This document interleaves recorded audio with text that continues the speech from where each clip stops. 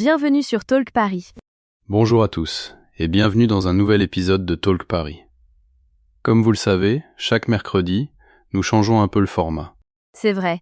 Je m'appelle Coralie et aujourd'hui, je vais présenter l'émission avec Guillaume. Nous serons de retour vendredi comme d'habitude avec un nouvel épisode, mais pour l'instant, vous êtes avec nous. Alors, commençons. Guillaume, comment s'est passée ta matinée ? Honnêtement, plutôt bien. J'ai mis un pantalon que je n'avais pas porté depuis des mois et j'ai trouvé 50 € dans la poche. Non, vraiment ? C'est une sensation tellement agréable. Oui, c'est comme recevoir un cadeau de la part de son ancien soi. Alors, qu'est-ce que tu vas faire avec cet argent ? Je ne sais pas encore. Peut-être que je vais simplement le dépenser dans quelque chose d'amusant. Pas de projet, pas de pression, juste une petite récompense. J'adore cette idée. Honnêtement, c'est drôle de voir comment quelque chose d'aussi petit peut vous mettre de bonne humeur pour le reste de la journée. C'est vraiment vrai. D'accord, en parlant d'humeur, changeons un peu de direction, parce que le sujet d'aujourd'hui nous concerne de très près. Voici une situation que nous avons probablement tous déjà vécue. Ce moment gênant où vous voulez dire non, mais où, d'une manière ou d'une autre, les mots ne sortent pas. Ou lorsque quelqu'un fait une remarque qui dépasse les limites et que vous restez complètement bloqué. Vous ne savez tout simplement pas comment répondre. Et c'est déjà difficile dans notre langue maternelle. Exactement. Maintenant, imaginez devoir gérer la même situation en français. C'est précisément pour cette raison qu'aujourd'hui, en plus de vous aider à apprendre le français, nous allons vous présenter 6 techniques. Ces techniques vont vous aider à développer l'état d'esprit et les habitudes dont vous avez besoin pour faire face à ces situations avec une véritable confiance. Et croyez-nous, elles peuvent rendre votre vie quotidienne beaucoup plus calme. Nous parlons aussi à partir de notre propre expérience. Ce ne sont pas seulement des théories. Ce sont des techniques que nous utilisons réellement dans notre vie. Et honnêtement, l'une de ces compétences est celle à laquelle j'ai résisté le plus lorsque j'ai commencé à essayer de la mettre en pratique. Vraiment ? Laquelle ? Je vais vous laisser la découvrir, mais je peux déjà vous dire qu'elle a finalement été celle qui m'a le plus aidée. Voilà une excellente raison de rester avec nous jusqu'à la fin. Une dernière chose avant de commencer. Souvenez-vous que notre objectif n'est pas seulement de vous aider à apprendre le français. Nous voulons vous aider à utiliser le français pour créer davantage d'opportunités dans votre vie. Cela peut signifier obtenir un meilleur emploi, s'adapter à un nouveau pays, étudier à l'étranger, voyager avec confiance, ou simplement ouvrir des portes qui n'étaient pas accessibles auparavant. Parce qu'au bout du compte, le français n'est pas seulement une matière à étudier. C'est un outil qui peut vous aider à changer votre avenir. Et si vous voulez vraiment atteindre ces objectifs plus rapidement, vous pouvez envisager de rejoindre les membres de notre chaîne Talk Paris. Nos membres ont accès à du contenu exclusif, à des ressources supplémentaires pour apprendre le français, et à une communauté d'apprenants motivés qui travaillent vers les mêmes objectifs. C'est une excellente manière de rester régulier, de continuer à progresser, et de profiter encore davantage de chaque épisode. Vous pouvez découvrir tout cela grâce au bouton « Rejoindre » sous la vidéo. Nous serions très heureux de vous accueillir parmi nous. Très bien. Entrons maintenant dans le sujet d'aujourd'hui. Commençons par la technique numéro 1. Et honnêtement, c'est l'une de mes préférées. Moi aussi. Je pense que cette technique peut aider énormément de personnes, parce que nous avons tous déjà été pris au dépourvu par une remarque qui nous a mis mal à l'aise. Exactement. La première technique consiste à apprendre à répondre à des remarques offensantes sans rester bloqué ni se sentir inférieur. Avant d'aller plus loin, arrêtons-nous un instant sur une expression importante. Nous allons souvent parler du fait d'être pris au dépourvu dans cette partie. Être pris au dépourvu signifie être surpris par quelque chose auquel vous ne vous étiez pas préparé. C'est une expression utile à connaître, parce que c'est exactement ce qui se produit dans ce genre de situation. Vous n'êtes pas prêt, et votre cerveau semble soudain se vider. Une des solutions les plus utiles consiste donc à préparer à l'avance quelques phrases courtes et calmes. Par exemple, « Ce n'est pas acceptable ». Ou « Je n'apprécie pas ce genre de remarques ». Et le plus important est de le dire calmement, pas de manière agressive. Vous n'attaquez pas la personne. Vous posez simplement une limite. Une autre technique consiste à utiliser volontairement le silence. Parfois, il suffit de faire une pause et de regarder la personne sans répondre immédiatement pour qu'elle comprenne elle-même que ce qu'elle vient de dire était déplacé. C'est une technique très puissante. Parce que le silence peut être plus inconfortable pour cette personne que n'importe quelle réponse brillante que vous pourriez essayer d'inventer. En fait, cela me rappelle quelque chose qui m'est arrivé pendant un voyage il y a quelques années. Oh, Racontez. Je voyageais seule dans une petite ville et je me suis arrêtée dans un marché local pour acheter des fruits. Et qu'est-ce qui s'est passé? Un homme plus âgé a commencé à faire des remarques sur mon apparence devant d'autres personnes. Oh non. Oui. Je suis restée complètement bloquée. Je n'ai rien dit. J'ai simplement pris mon sac et je suis partie aussi vite que possible. Comment t'es-tu senti après? Honnêtement, j'étais frustrée contre moi-même. Pas parce que je n'avais pas trouvé la réponse parfaite, mais parce que j'avais laissé ce moment me contrôler au lieu de reprendre le contrôle moi-même. Je comprends. Avec du recul, qu'aurais-tu pu faire différemment? Je pense que si j'avais simplement fait une pause, que je l'avais regardé directement, et que j'avais dit quelque chose de simple comme « ce n'est pas approprié », cela aurait complètement changé la manière dont je me serais sentie en partant. C'est impressionnant de voir comment une phrase aussi simple peut changer toute l'issue d'une situation. Exactement. Et c'est ça qu'il faut retenir. Vous n'avez pas besoin d'une réponse brillante ou très intelligente. Vous avez seulement besoin d'une phrase claire et de suffisamment de confiance pour la prononcer. Tu sais, j'ai vécu quelque chose de similaire une fois pendant un déplacement professionnel. Ah oui? Un collègue a fait une plaisanterie sur mon accent en français devant toute l'équipe. Oh non. Comment as-tu réagi? Au début, j'ai ri pour faire comme si ce n'était pas grave. J'ai essayé de laisser passer, mais cela m'a dérangé pendant tout le reste de la journée. Et aujourd'hui, qu'est-ce que tu ferais différemment? Aujourd'hui, je dirais probablement quelque chose comme « Je sais que tu plaisantes, mais c'est le genre de remarque que je préférerais que tu ne répètes pas. » C'est direct, mais pas hostile. Exactement. Et c'est un très bon exemple, parce qu'il montre qu'il est possible d'aborder un problème sans créer un énorme conflit. Il s'agit de protéger votre espace personnel sans transformer la situation en bataille. Et honnêtement, plus vous pratiquez ces petites réponses, plus elles deviennent naturelles, même si les premières fois vous semblent un peu maladroites. C'est un excellent point. Personne ne maîtrise cela dès la première tentative. Cela demande de l'entraînement, exactement comme l'apprentissage d'une nouvelle langue. Ce qui nous amène justement à quelque chose de très important. La prochaine habitude que nous allons partager constitue en quelque sorte la base de toutes les autres techniques que nous allons voir aujourd'hui. Oui. Sans elle, il devient beaucoup plus difficile d'appliquer réellement toutes les autres techniques. Alors, allons-y directement. Technique numéro 2. Je suis particulièrement enthousiaste à propos de celle-ci, parce qu'elle concerne directement beaucoup de personnes qui apprennent le français. Absolument. Cette technique consiste à parler avec confiance. Et honnêtement, je pense que presque tout le monde rencontre cette difficulté à un moment ou à un autre. J'ai une question pour vous. Avez-vous déjà hésité à prendre la parole en français parce que vous aviez peur de votre accent? J'ai l'impression que beaucoup de personnes viennent de hocher la tête devant leur écran. C'est une peur extrêmement fréquente. Vous savez parfaitement ce que vous voulez dire, mais cette petite voix dans votre tête vous fait douter de chaque mot. Et finalement, cette hésitation devient beaucoup plus visible que votre accent lui-même. Exactement. Alors, voyons comment dépasser cette peur. Premier conseil, arrêtez de considérer votre accent comme un défaut. Ce n'est pas quelque chose que vous devez cacher. C'est la preuve que vous parlez plus d'une langue. C'est un changement d'état d'esprit très important. Votre accent n'est pas le problème. La peur que vous avez à propos de votre accent est le véritable problème. Deuxième conseil, concentrez-vous sur le fait d'être compris, pas sur le fait de parler parfaitement. Les gens accordent beaucoup plus d'importance à votre message qu'à une prononciation parfaite. C'est tellement vrai. Et honnêtement, les francophones natifs font eux aussi des erreurs tout le temps. Nous ne les remarquons simplement pas de la même manière, parce qu'ils ne passent pas leur temps à se juger à chaque mot. Troisième conseil, ralentissez. Beaucoup de personnes parlent trop vite lorsqu'elles sont nerveuses, et cela les rend en réalité plus difficiles à comprendre. Parler plus lentement donne à votre cerveau le temps d'organiser vos idées.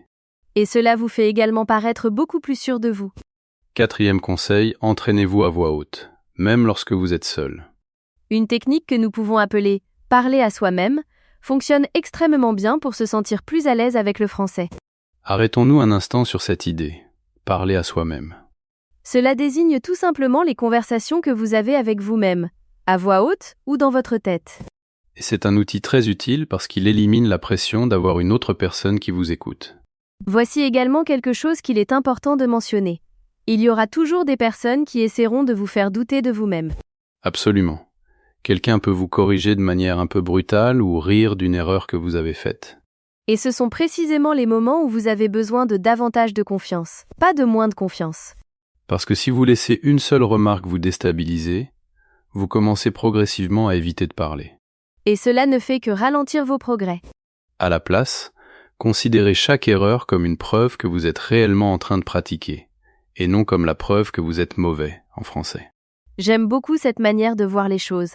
Les erreurs signifient que vous essayez. Et essayer est la seule manière de réellement progresser. Exactement.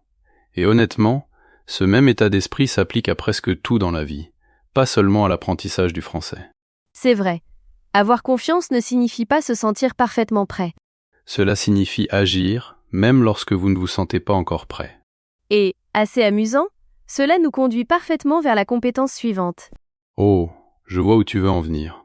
Parce qu'une fois que vous avez suffisamment de confiance pour prendre la parole, vous devez également apprendre à protéger l'espace que vous venez de créer.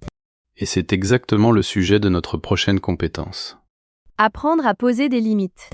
Alors, restez avec nous, parce que cette prochaine technique relie beaucoup de choses entre elles. D'accord. Cette compétence est importante. Et je sais que j'attendais avec impatience d'en parler depuis le début de l'épisode. C'est vrai. C'est justement la compétence que tu as mentionnée au début, celle à laquelle tu as le plus résisté lorsque tu as commencé à la travailler. Apprendre à dire non. Exactement. Poser des limites. Et honnêtement, cela semble simple, mais c'est l'une des choses les plus difficiles à réellement mettre en pratique. J'ai une question pour vous. Est-ce qu'il vous arrive de dire oui à des choses que vous n'avez pas vraiment envie de faire simplement pour éviter un moment gênant? Moi, je faisais cela tout le temps. Je pensais que dire non me ferait paraître impoli, difficile, ou donnerait l'impression que je ne voulais pas aider les autres. C'est un piège extrêmement courant. Alors, qu'est-ce qui a changé pour toi? J'ai compris que dire oui à tout ne pousse pas forcément les gens à davantage vous respecter. Cela les pousse simplement à attendre toujours davantage de vous. C'est un excellent point. Parlons d'un mot qui correspond parfaitement à cette situation. Se surcharger. Se surcharger signifie accepter de faire plus de choses que ce que l'on peut réellement gérer. C'est exactement ce qui m'arrivait. Je me suis surchargé énormément de fois au travail, avec mes amis, et même pendant des voyages. Et cela finissait toujours par créer du stress. Donnons un exemple. Une fois, je voyageais avec un groupe.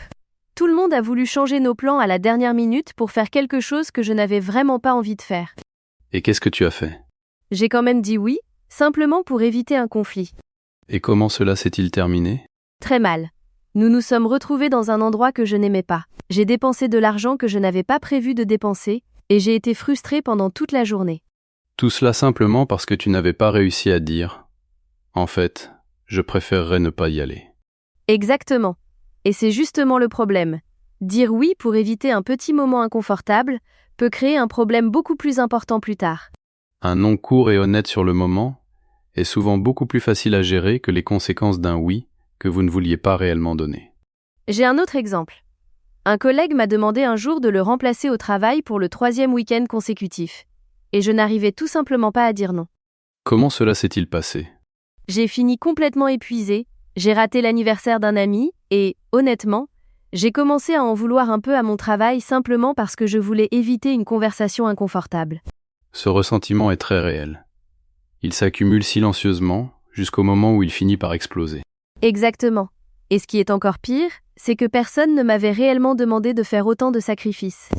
Tu avais simplement supposé que dire non te ferait mal paraître. Oui. Et c'est justement la partie difficile. Une grande partie de la pression que nous ressentons ne vient même pas de l'autre personne. Elle vient de notre propre esprit. C'est tellement vrai. Nous imaginons toute une histoire sur la manière dont l'autre personne va réagir. Et la plupart du temps, cette réaction est beaucoup pire dans notre imagination que dans la réalité. J'ai une autre question pour vous. Combien de fois avez-vous accepté quelque chose et, dès que les mots sont sortis de votre bouche, vous l'avez immédiatement regretté? Je pense que nous avons tous vécu cela plus d'une fois. Alors, voici un conseil. Vous n'avez pas besoin d'une longue explication pour dire non. Une réponse courte et claire fonctionne souvent mieux. Par exemple, « Je ne peux pas cette fois, mais merci d'avoir pensé à moi. » Et vous n'êtes pas obligé de donner une justification détaillée. Parfois, non peut réellement être une réponse complète. Un autre conseil qui m'a beaucoup aidé consistait à m'autoriser à faire une pause avant de répondre, au lieu de répondre immédiatement. Par exemple, « Laisse-moi y réfléchir et je te répondrai plus tard. » C'est intelligent, parce que cela enlève la pression de devoir prendre une décision sur le champ. Cela demande de l'entraînement, Mais lorsque vous commencez à poser ces limites, les gens commencent souvent à respecter davantage votre temps et vos décisions.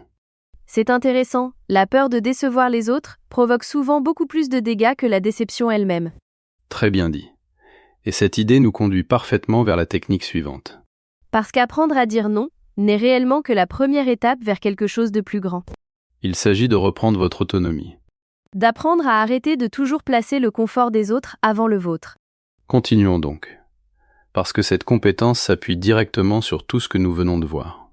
D'accord. La prochaine habitude est quelque chose que presque tout le monde fait sans même s'en rendre compte. Moi aussi. Il s'agit de trop se justifier. Cette habitude qui consiste à expliquer et défendre chacune de vos décisions, même les plus petites. Imaginez cette situation. Quelqu'un vous invite quelque part. Vous dites non, puis vous ajoutez immédiatement 3 ou 4 raisons pour expliquer pourquoi. Je me sens directement visée. Exactement. Vous dites « Je ne peux pas venir parce que j'ai du travail, et je suis aussi fatigué, et j'ai autre chose plus tard, et honnêtement, j'ai énormément de choses à faire cette semaine. » Une seule raison aurait largement suffi. Exactement. Mais nous ressentons souvent cette envie de continuer à ajouter des justifications. C'est presque comme si vous construisiez un dossier en espérant que l'autre personne approuvera votre décision. C'est une excellente manière de le décrire, construire un dossier. C'est comme si vous ne faisiez pas confiance à votre première réponse et que vous pensiez qu'elle n'était pas suffisante. Et honnêtement, c'est épuisant. Vous dépensez énormément d'énergie mentale à préparer des explications pour des décisions qui étaient parfaitement valables sans toutes ces justifications. C'est un aspect dont on ne parle pas suffisamment, la fatigue mentale. Ce ne sont pas seulement les mots que vous prononcez à voix haute. C'est aussi toute l'anxiété qui apparaît avant même de les dire. Vous répétez votre explication dans votre tête avant même de dire non, en imaginant toutes les objections possibles que l'autre personne pourrait avoir. Ce qui nous conduit à notre mot important pour cette partie, justifier. Justifier quelque chose signifie donner des raisons qui expliquent ou défendent une décision. Et le problème n'est pas la justification elle-même. Le problème, c'est de se justifier constamment pour des choses qui n'avaient jamais besoin d'être défendues. Imaginons une autre situation. Vous ne participez pas à un événement familial parce que vous êtes épuisé. Mais au lieu de dire simplement cela, vous inventez une longue explication avec les embouteillages, un mal de tête et une échéance au travail. Alors que la vraie raison était simplement que vous aviez besoin de vous reposer. Exactement. Et voici le problème. Lorsque vous vous justifiez trop, vous ne vous protégez pas. Vous donnez en réalité davantage de possibilités aux autres de remettre votre décision en question. C'est tellement vrai. Plus vous donnez de détails, plus il y a d'éléments que quelqu'un peut examiner ou contester. Je faisais cela constamment avec mon ancien responsable. Chaque fois que j'avais besoin d'un jour de congé, j'écrivais un long message dans lequel j'expliquais exactement pourquoi, presque comme si je devais m'excuser d'avoir simplement demandé. Qu'est-ce qui s'est passé lorsque tu as arrêté? J'ai commencé à dire simplement « Je ne pourrai pas venir jeudi ». Pas de long texte, pas d'excuses interminables. Et honnêtement, personne ne m'a jamais posé de questions. Finalement, toutes ces longues explications n'avaient jamais été nécessaires. Exactement. C'était simplement quelque chose que j'avais créé moi-même par peur d'être jugé. J'ai un autre exemple. Un ami m'a demandé une fois pourquoi je ne buvais pas d'alcool pendant une soirée. Et t'as fait quoi? J'ai donné une longue explication sur mes objectifs de santé, mon sommeil et mon alimentation. Est-ce que cette personne s'en préoccupait vraiment autant? Pas du tout. Elle a simplement hoché la tête et est passée à autre chose. Tu as donc compris que dire simplement « je ne bois pas ce soir » aurait produit exactement le même résultat. Exactement. C'est le schéma classique, lorsqu'on se justifie trop. La plupart des gens ne vous analysent pas autant que vous l'imaginez. Alors, comment pouvons-nous réellement changer cette habitude? Premier conseil, donnez-vous la permission de répondre en une seule phrase et de vous arrêter là, même si cela vous semble incomplet. Deuxième conseil, remarquez le moment juste après votre réponse où vous ressentez l'envie d'ajouter « parce que » et de continuer à expliquer. C'est généralement le signal qu'il vaut mieux rester silencieux. Troisième conseil, souvenez-vous qu'une réponse courte n'est pas impolie. Elle est simplement directe. Et les gens respectent souvent la franchise davantage que nous ne l'imaginons. Il existe également un quatrième conseil, qui concerne davantage votre état d'esprit. Rappelez-vous que vous n'avez pas besoin de la permission de quelqu'un pour prendre une décision concernant votre propre vie. C'est un rappel extrêmement important. Une décision ne devient pas plus valable simplement parce que vous lui ajoutez 5 raisons. Lorsque vous arrêtez de trop vous justifier, vous remarquez quelque chose d'intéressant. Vous commencez également à faire moins de suppositions sur ce que les autres pensent de vous. Ce qui nous amène parfaitement à notre prochaine compétence. Parce qu'une grande partie de cette tendance à trop nous expliquer vient du fait que nous imaginons le pire à propos de ce que les autres pensent. Et c'est exactement notre prochaine compétence, apprendre à arrêter de supposer ce que les autres pensent. Alors, allons-y. Cette habitude est particulièrement difficile à remarquer, parce qu'elle se produit entièrement dans votre tête. Personne d'autre ne sait même qu'elle est en train de se produire. Exactement. Nous parlons du fait de supposer ce que les autres pensent de vous. Et généralement, nous imaginons le pire sans avoir la moindre preuve réelle. Imaginons une situation. Vous entrez dans une pièce, quelqu'un ne vous sourit pas immédiatement, et votre cerveau décide soudain que cette personne doit être fâchée contre vous. Ou vous envoyez un message et la personne ne répond pas pendant 1 heure. Alors, vous commencez à relire mentalement tout ce que vous avez écrit, en vous demandant ce que vous avez fait de mal. Pendant ce temps, cette personne est probablement simplement occupée, son téléphone n'a peut-être plus de batterie, ou il existe 100 autres explications qui n'ont absolument rien à voir avec vous. C'est le problème avec ce mécanisme. Nous traitons nos suppositions comme des faits, alors qu'en réalité, ce ne sont que des hypothèses. Et généralement des hypothèses assez négatives. Ce qui nous conduit à notre mot important pour cette partie, supposition. Une supposition est quelque chose que vous croyez vrai, sans avoir réellement de preuves. Et le danger, c'est qu'une fois que vous avez supposé quelque chose, vous commencez à agir comme si cette idée avait déjà été confirmée. Alors que personne ne vous a jamais rien dit. Je faisais constamment cela avec une ancienne collègue. Que s'est-il passé? J'étais convaincue qu'elle ne m'aimait pas uniquement à cause du ton de 2 ou 3 emails. Et finalement? Je l'ai évité pendant plusieurs semaines. Je gardais mes distances, jusqu'au jour où nous avons finalement travaillé ensemble sur un projet. Et elle t'a expliqué quelque chose? Oui. Elle a mentionné qu'elle avait simplement été complètement débordée pendant tout ce mois. Donc, cette tension n'avait jamais réellement existé. Exactement. Je l'avais entièrement inventée dans ma tête. Et tu avais dépensé toute cette énergie à te protéger contre quelque chose qui n'avait jamais existé. Oui. J'ai fait quelque chose de similaire avec les présentations. Comment ça? Je terminais une présentation, et je supposais immédiatement que le public pensait que j'avais l'air nerveuse ou mal préparée. Est-ce que c'était réellement vrai? Presque jamais. Plusieurs personnes m'ont même dit ensuite que j'avais l'air très sûre de moi. Ce qui était exactement l'opposé de ce que tu avais imaginé. Oui. C'est incroyable de voir à quel point nos propres suppositions peuvent sembler convaincantes, même lorsqu'elles sont complètement déconnectées de la réalité. Alors, comment commencer à briser ce schéma? Premier conseil, chaque fois que vous vous surprenez à supposer quelque chose de négatif, demandez-vous quelles preuves réelles vous avez. La plupart du temps, la réponse est aucune. C'est simplement un sentiment qui s'est déguisé en fait. Deuxième conseil, si la situation est vraiment importante, posez simplement la question. Une question courte et directe peut clarifier beaucoup plus de choses que plusieurs heures passées à faire des suppositions en silence. Troisième conseil, rappelez-vous que la plupart des gens sont beaucoup trop occupés à penser à leur propre vie pour analyser constamment la vôtre. Cette idée peut être un peu humiliante, mais honnêtement, elle est vraie. Et lorsqu'on la comprend réellement, elle devient aussi très libératrice. Il existe également un 4e conseil, apprendre à arrêter la spirale le plus tôt possible. Dès que vous remarquez que vous êtes en train de construire toute une histoire à partir d'un seul petit détail, faites une pause. Et appeler cette histoire par son vrai nom, ce n'est qu'une supposition. Le fait de la nommer aide réellement beaucoup. Dès que vous appelez une supposition, au lieu de la considérer comme un fait, elle perd une grande partie de son pouvoir sur vous. C'est vraiment vrai. Lorsque vous abandonnez ces suppositions, vous arrêtez de porter un poids qui, en réalité, ne vous appartenait même pas. Et cette idée nous conduit parfaitement vers notre dernière compétence d'aujourd'hui. Une compétence dont, selon nous, on ne parle vraiment pas assez. Parce qu'une fois que vous arrêtez de trop vous justifier et d'imaginer le pire, il reste encore une chose qui relie tout le reste. Apprendre à rester avec l'inconfort, au lieu d'essayer constamment de l'éviter. Terminons donc l'épisode d'aujourd'hui avec cette dernière compétence. Cette dernière technique est vraiment quelque chose dont nous pensons qu'on ne parle pas suffisamment. Je suis d'accord. Et honnêtement, elle est peut-être la plus importante de tout l'épisode. Il s'agit d'apprendre à être à l'aise avec le fait d'être mal à l'aise. Autrement dit, apprendre à rester dans cette sensation gênante ou tendue, au lieu de fuir immédiatement. Imaginons une situation. Vous êtes en pleine conversation. Vous dites quelque chose, puis il y a une pause. Du silence. Et immédiatement, vous ressentez cette envie de remplir ce silence. Je fais ça tout le temps. Je me précipite pour dire n'importe quoi simplement pour faire disparaître le silence. Exactement. Et c'est précisément le schéma que nous voulons apprendre à briser aujourd'hui. L'inconfort en lui-même n'est pas dangereux.